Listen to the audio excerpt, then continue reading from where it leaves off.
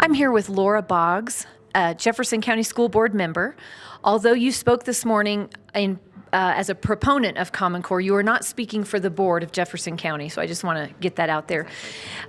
You were having a conversation, and you do support Common Core state standards, and wanted just to find out, for those who weren't able to view it yet, what are the main reasons? Give me 2 or 3 reasons why you support Common Core. Okay.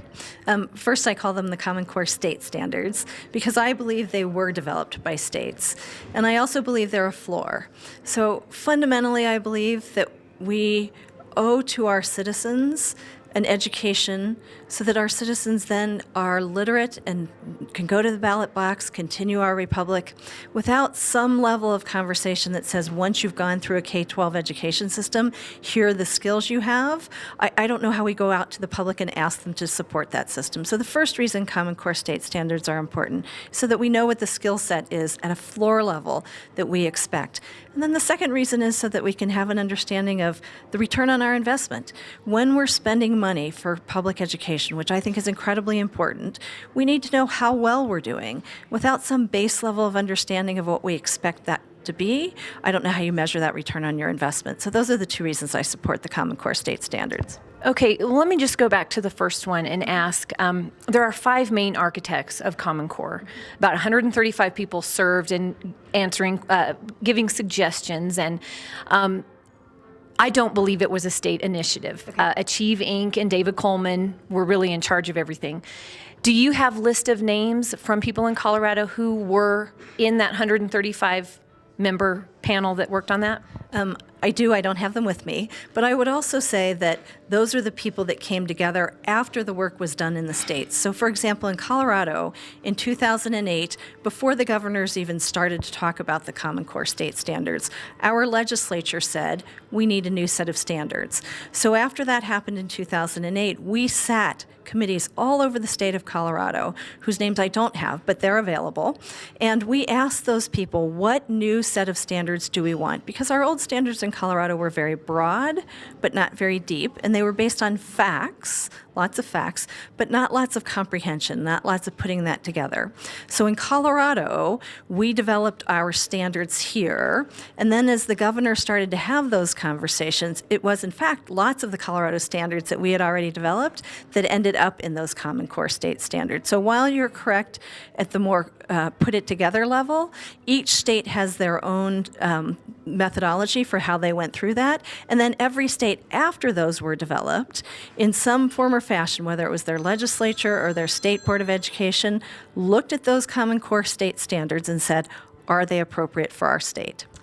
Well, and I understand that Common Core is copyrighted by CCSSO and NGA, National Governors Association, NGA. And when the states adopted Common Core, they had to adopt 100%. They are copyrighted, cannot be changed.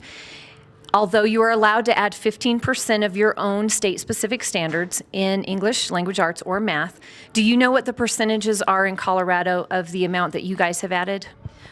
In Colorado, I don't think we've added anything yet. We took the comparison of the Common Core state standards as they were in 2010, compared them to what our communities had developed, and I've been told somewhere between, and again, just math and reading and writing, English language arts, somewhere around 97% perfect overlap. So the next thing in Colorado will be then for each community to say, what do we add on top of that? Now, the Fordham Institute has rated the standards, and Colorado had pretty good, I think you guys were a B in their Fordham's rating. So what would you say to parents in Colorado who aren't happy with Common Core because they think they've taken a lower standards than what you had before? I would say pay attention, because for me, the Common Core state standards are a floor, not a ceiling. And we have one school district in Colorado, the Douglas County School Board, who has already pegged their standards way higher than the Common Core state standards, and they're pegging them to PISA standards and TIM standards, which are international standards. So if you have a community where the floor is not good enough, and I hope that's true of all 178 school districts in Colorado, pay attention to your local school boards and help them develop the standards that you want for your children locally. Okay, I had a question too when you were speaking, because this is the first time I'd heard this, that school districts can sort of have their own standards. But my question is, if Common Core is to be standard throughout the nation, and that's what is going to be assessed, so Douglas County has some different standards when it comes assessment time. Right. There's going to be a discrepancy, I would think, because they're going to be tested. The test is going to be different than what their standards actually are. So how do you fix that? Well, I think there are two things that you have to be careful of in that conversation. One is you have to have that conversation loudly in your community, so if there is a discrepancy in the test scores, they know why that's happened. But one would hope that if you're pegging the standards higher, that you would exceed on the floor assessments far and above what other districts are doing. So one would hope that, for example, if third graders need to know vowel, consonant, vowel equals a long vowel sound, vowel, consonant, vowel, long vowel sound, that if they need to know that in third grade, but Douglas County says second grade, that on those third grade tests, kids would sail through that no problem. But in the cases where they don't, it's a conversation you need to be very careful with in your community, so your community knows, here's where we've pegged the standards and here's why our test scores are coming out why they do.